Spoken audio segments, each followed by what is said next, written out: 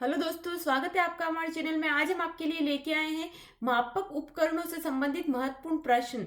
तो पहले हम कुछ मापक उपकरण देखेंगे और फिर आगे उससे संबंधित महत्वपूर्ण प्रश्न देखेंगे। तो चलिए शुरू करते हैं पहले मापक उपकरण से। तो पहला है वायु दाब का मापन। तो वायु दाब का मापन किया जाता है बेरोमीटर से। अगला है अत्यंत उच्च ताप का मापन। तो वो होता है पायरोमीटर से। जो अत्यंत उच्च ताप का मापन किया जाता है वो किया जाता है पायरोमीटर से। अगला है वायु वेग। वायु वेग का मापन होता है अनेमोमीटर। वायु वेग का जो मापन किया जाता है वो किया जाता है अनेमोमीटर से। अगला है वायुयान की स्थिति ज्ञात करना। तो वो की जाती है रडार से। रडार के द्वारा वायुयान की स्थिति को ज्ञात किया जाता है। अगला विभवांतर मापन। तो विभवांतर मापन किया जाता है वोल्ट मीटर से। अगला है वायुमंडलीय दाब का मापन। तो ये किया जाता है बेरोग्राफ। बेरोग्राफ द्वारा वायुमंडलीय दाब का मापन किया जाता है। अगला है पौधों की वृद्धि का अभिलेखन, मतलब पौधों की वृद्धि का मापन। तो वो किया जाता है केस्कोग्राफ। केस्कोग्राफ द्वारा पौधों की वृद्धि का मापन किया जाता है। अगला है वायु की आपेक्षिक आर्द्रता ज्ञात करना। तो वो की जाती है हाइग्रोमीटर से। वायु की आपेक्षिक आर्द्रता ज्ञात की जाती है हाइग्रोमीटर से और द्रवों की आपेक्षिक आर्द्रता ज्ञात की जाती है हाइड्रोमीटर से। तो ये हाइग्रोमीटर और ये हाइड्रोमीटर दोनों थोड़ा अलग है, पर इसमें कंफ्यूजन नहीं होना। मतलब वायु की आपेक्षिक आर्द्रता ज्ञात की जाती है हाइग्रोमीटर से और द्रवों की आपेक्षिक आर्द्रता ज्ञात की जाती है हाइड्रोमीटर से। अगला है हृदय की गति के अध्ययन हेतु स्टेथोस्कोप। हृदय की गति, जो धड़कन का अध्ययन किया जाता है वो किया जाता है स्टेथोस्कोप द्वारा। अगला है ध्वनियों में रक्तदाब की तीव्रता ज्ञात करना। तो वो किया जाता है स्फिग्नोमेनोमीटर। स्फिग्नोमेनोमीटर से धमनियों में रक्त दाब की तीव्रता को ज्ञात किया जाता है। अगला है समुद्र की गहराई मापना।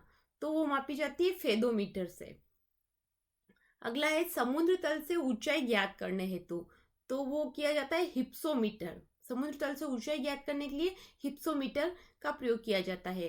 और अगला है दूरस्थ वस्तुओं को देखने में सहायक यंत्र, मतलब दूर वाली वस्तुओं को देखने में जो यंत्र होता है वो होता है टेलीस्कोप। अगला है जल में उपस्थित तेल क्षेत्रों का पता लगाना। तो उसका यंत्र होता है ग्रेविमीटर। ग्रेविमीटर की सहायता से जल में उपस्थित तेल क्षेत्रों का पता लगाया जाता है।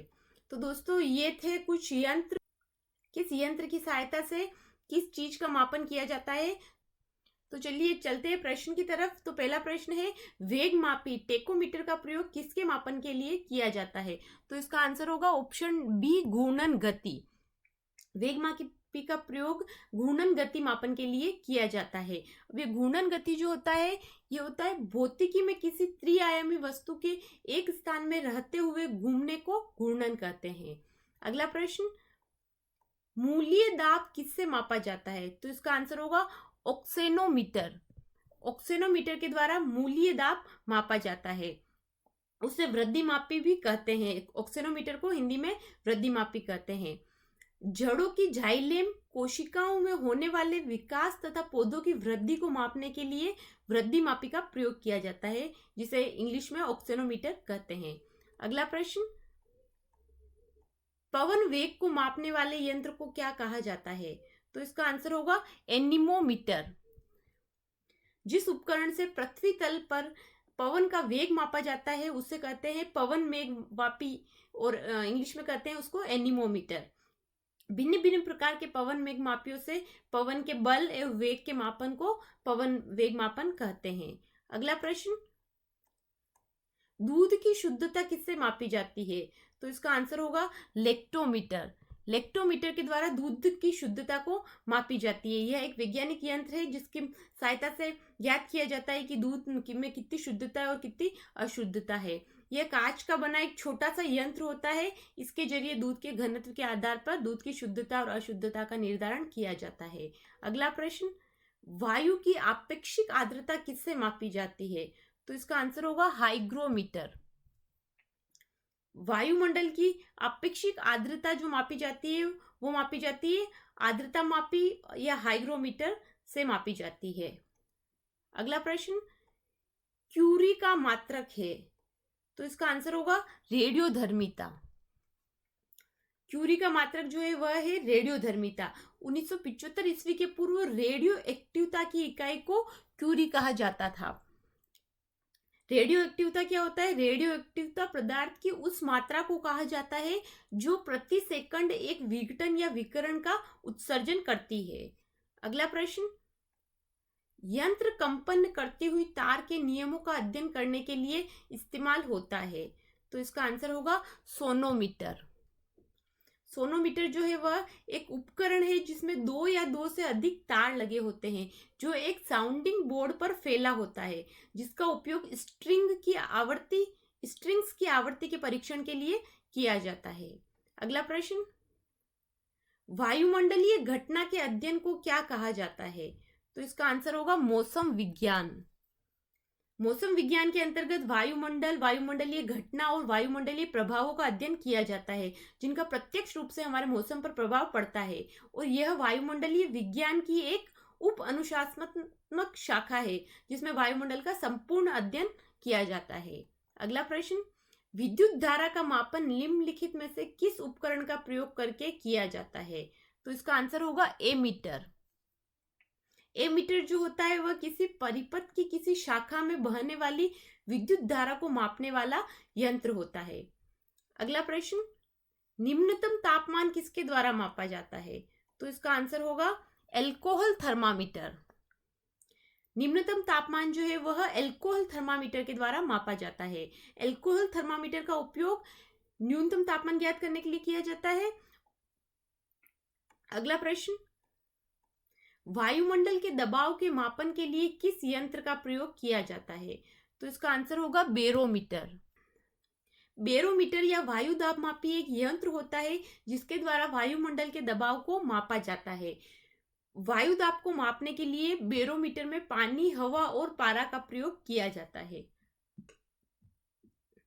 अगला प्रश्न, क्षेत्रमापी का प्रयोग किसके मापन के लिए किया जाता है? तो इसका आंसर होगा क्षेत्रफल। जैसा कि इसके नाम से पता चल रहा है, क्षेत्रमापी का प्रयोग किया जाता है क्षेत्रफल मापने के लिए, जो किसी भी आकार के समतल द्विविमीय क्षेत्र का क्षेत्रफल मापने के काम आता है। अगला प्रश्न, वेंचुरीमीटर का प्रयोग किसके मापन के लिए किया जाता है? तो इसका आंसर होगा तरल के प्रवाह की दर। वेंचुरीमीटर का प्रयोग किया जाता है तरल के प्रवाह की दर का मापन करने के लिए। जैसे किसी पाइप में द्रव की प्रवाह गति मापने के लिए वेंचुरीमीटर का प्रयोग किया जाता है। अगला प्रश्न, अवरक्त विकिरणों का पता किससे लगाया जाता है? तो इसका आंसर होगा फोटोमीटर। फोटोमीटर जो है वह एक वैज्ञानिक उपकरण है। इसका आविष्कार एडवर्ड चार्ल्स पिंकरिंग द्वारा किया गया था और यह अवरक्त विकिरणों का पता लगाने के काम आता है। अगला प्रश्न, क्रायोजेनिक्स किसका अध्ययन है? तो इसका आंसर होगा न्यून तापमान। क्रायोजेनिक्स जो है वह भौतिकी की वह शाखा है जिसमें अत्यधिक निम्न ताप उत्पन्न करने व उसके अनुप्रयोगों का अध्ययन किया जाता है। और जो क्रायोजेनिक्स है वह शब्द यूनानी शब्द क्रायोस से बना है जिसका अर्थ होता है शीत, यानी बर्फ की तरह शीतल। अगला प्रश्न, पोटोमीटर निम्नलिखित में से किसका अनुमान लगाने में सहायक है? तो इसका आंसर होगा वाष्पन वाष्पोत्सर्जन। पोटोमीटर जो है वह वाष्पन और वाष्पोत्सर्जन का अनुमान लगाने में काम आता है। वाष्पन और वाष्पोत्सर्जन क्या होता है?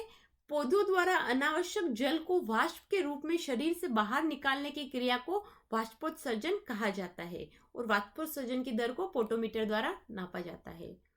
अगला प्रश्न, हाइड्रोमीटर किसका माप करता है? तो इसका आंसर होगा द्रवों की आपेक्षिक आर्द्रता।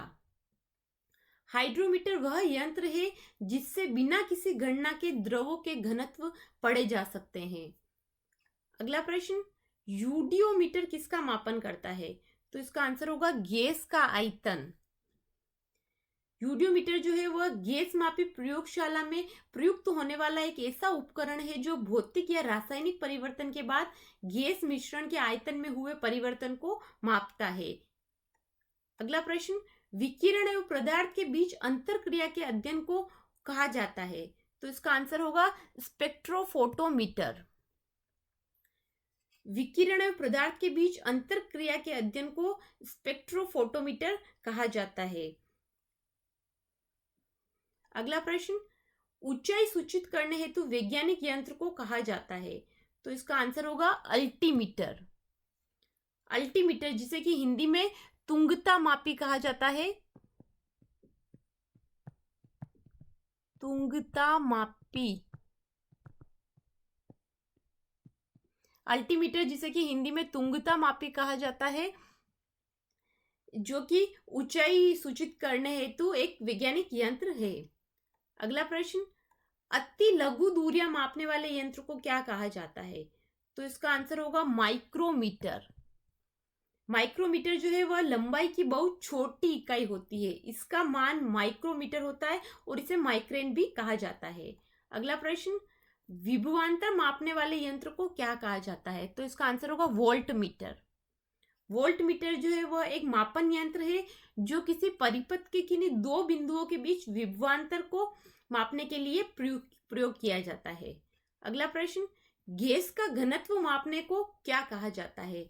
तो इसका आंसर होगा मैनोमीटर। मैनोमीटर जो है वह एक वैज्ञानिक उपकरण है जिसका प्रयोग तरल या गैस के दबाव को मापने के लिए किया जाता है। अगला प्रश्न, किसी वाहन द्वारा चली गई दूरी मापने के लिए प्रयुक्त होता है? तो इसका आंसर होगा ओडोमीटर। ओडोमीटर जो है वह किसी वाहन द्वारा चली गई दूरी मापने के लिए प्रयुक्त होता है। यह इलेक्ट्रॉनिक, यांत्रिक या दोनों का सम्मिलित प्रणाली हो सकती है। अगला प्रश्न, ऊष्मा मापन का कार्य मापा जाता है? तो इसका आंसर होगा कैलोरीमीटर। ऊष्मा मापने का जो मात्रक होता है उसे कैलोरी कहते हैं। विज्ञान की जिस उपशाखा में ऊष्मा मापी जाती है उसे ऊष्मामिति या कैलोरीमीटर कहते हैं। तो दोस्तों, आज की इस वीडियो में हमने मापन से संबंधित महत्वपूर्ण प्रश्नों को कवर किया है। तो अगर आपको ये वीडियो पसंद आया तो इसे लाइक कीजिए, शेयर कीजिए और अगर अभी तक आपने हमारे चैनल को सब्सक्राइब नहीं किया तो सब्सक्राइब कीजिए और बेल आइकन दबाइए ताकि आगे आने वाले लेटेस्ट वीडियो का जानकारी आपको मिल जाए। हमारे साथ जुड़े रहने के लिए धन्यवाद।